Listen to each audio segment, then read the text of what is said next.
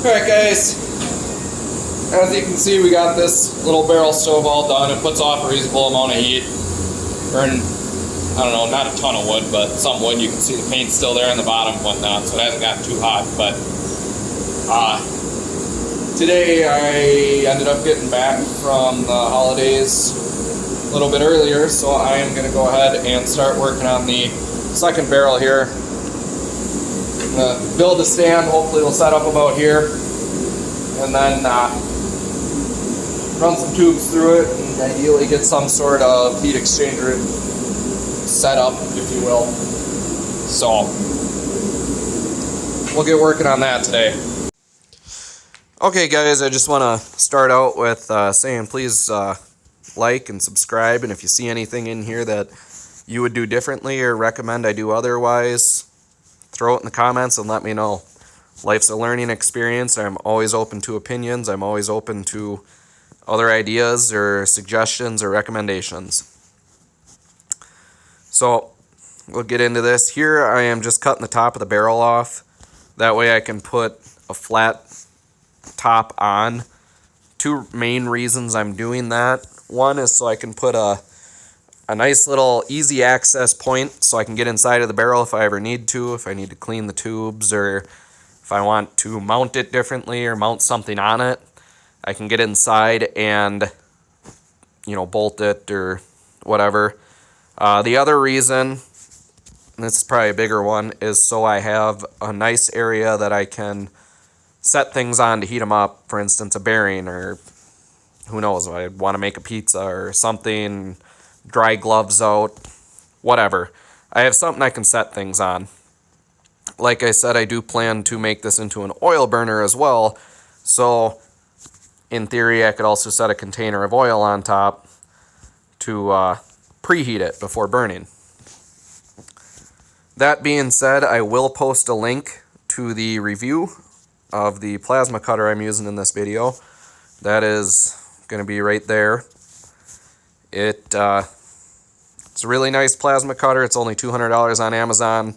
I've been using it for almost a year now, and the thing has been working great. I haven't had any issues with it. When I get enough time on the welder that I can confidently make a review, I will post that link up here as well. However, if it's not there yet, then I haven't had enough time to confidently review the welder. So, well, there you go. Keep watching. Don't forget to like and subscribe.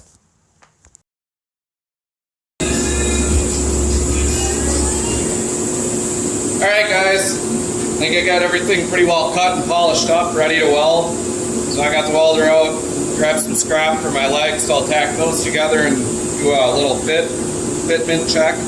See if it holds the upper barrel where I want it, and then I'll weld it solid and start welding everything together on the barrel.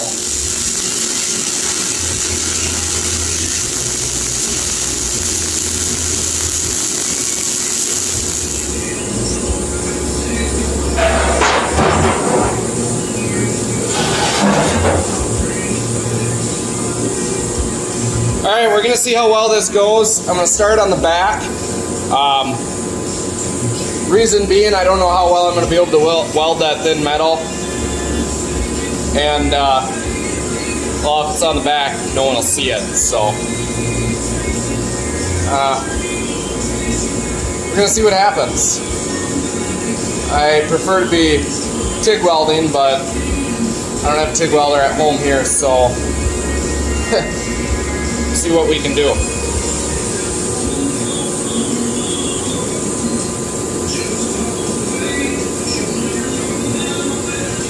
If it doesn't go over well, we'll just tack them all in place good. Then we'll use some of that high temp epoxy that's good to like 1500 degrees to seal it. And I'm pretty good with an epoxy gun. I can lay a nice bead.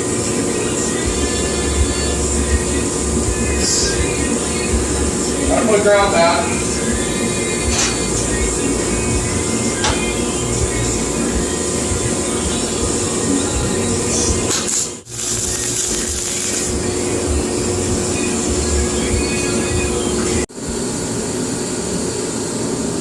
Alright guys, now we got all of our tubes welded in. Took a little bit of practice to get the hang of it. I mean, it's a new welder too, so I'm not really familiar with it. I've welded like 3 times since high school as far as MIG welding. Like I said, at work I pretty much only do TIG. I'm not the best at that either, but I'm a lot better than I am at this. Probably would have helped if I cleaned things up better, but who wants to do that? So now we're going to weld this plate on and then cut our hole for our stack on the other, coming from the other barrel onto this one. Then we should be able to take it outside and fire it up and see what happens. I did also get a couple tubes of this stuff. That's a lot of welding. And I don't know how well I'm going to be able to do it all the way around. I know my cut wasn't perfectly straight on it, so I'm going to have gaps.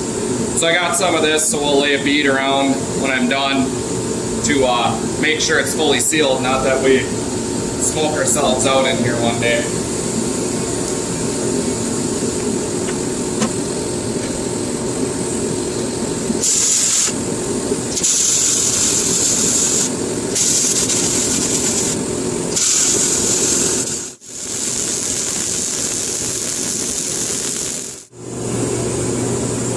Okay, so after doing that, yeah, I'm definitely just going to use that silicone because although this welds halfway decent, that's a lot of welding. I don't like bending over. I don't have a good welding bench and everything else. Pain to bend down like that. My back's still sore from last night welding these on. So I'll put a bunch of spots in it though, all the way around. Reason being, as it heats up, things are expanding at different rates. I don't know what kind of this, whatever this is, whatever kind of steel this is, and then whatever kind of steel that is. I don't know how their thermal expansion coefficients differ, and I don't want things working or whatever, and then eventually working that silicone loose and leaking. So I put quite a few spots all the way around it, and then I'm just going to fill in between with that silicone, that high temp silicone, and that should seal up and hold pretty well, I think, in theory. Worst case, it doesn't.